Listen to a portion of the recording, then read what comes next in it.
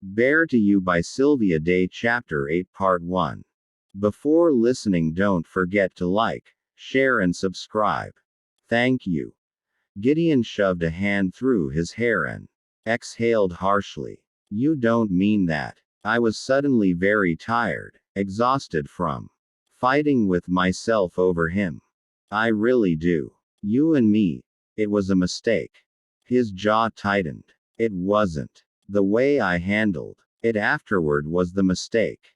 I stared at him, startled by the fierceness of his denial. I wasn't talking about the sex, Gideon.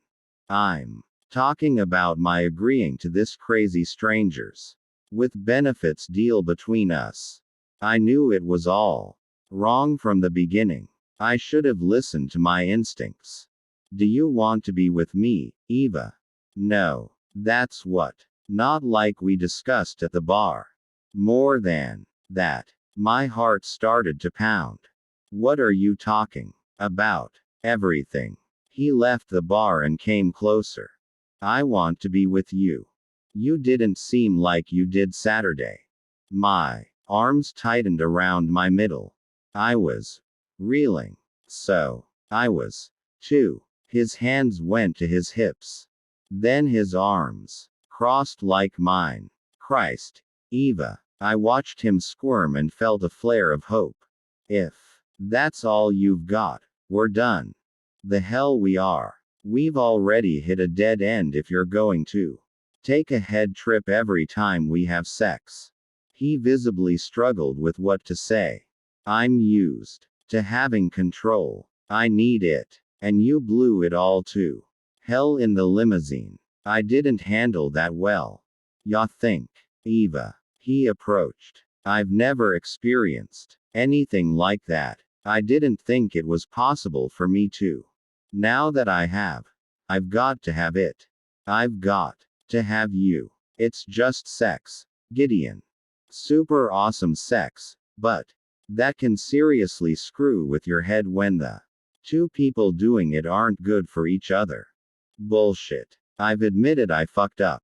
I can't change what happened, but I can sure as shit get pissed that you want to cut me off because of it.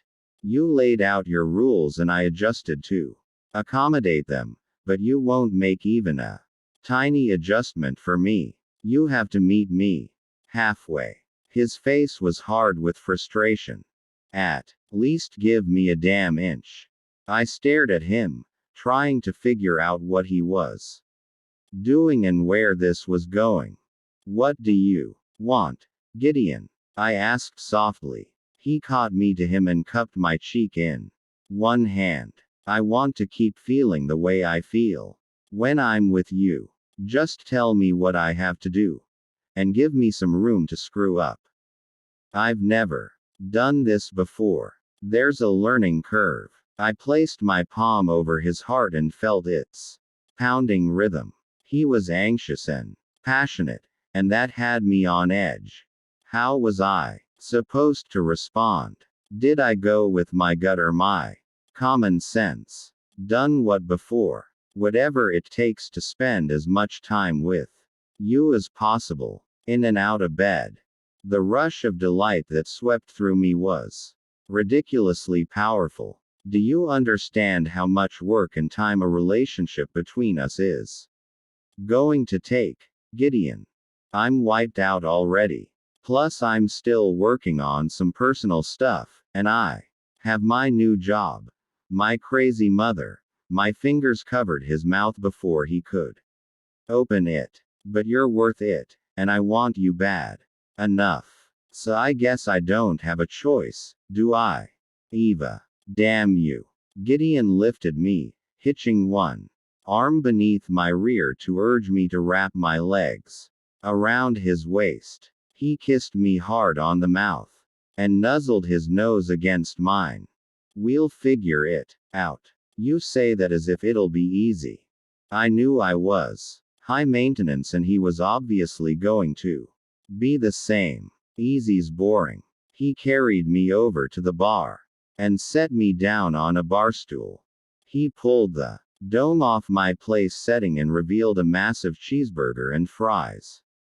The meal was still warm, thanks to a heated granite slab beneath the plate. Yum, I murmured, becoming aware of how hungry I was. Now that we'd talked, my appetite had returned full force. He snapped open my napkin and laid it over my lap with a squeeze to my knee.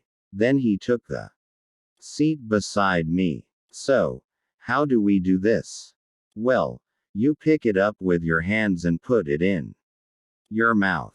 He shot me a wry look that made me smile. It felt good to smile. It felt good to be with him. It usually did, for a little while. I took a bite of my burger, moaning when I got a full hit of its flavor. It was a traditional cheeseburger, but the taste was divine. Good, right?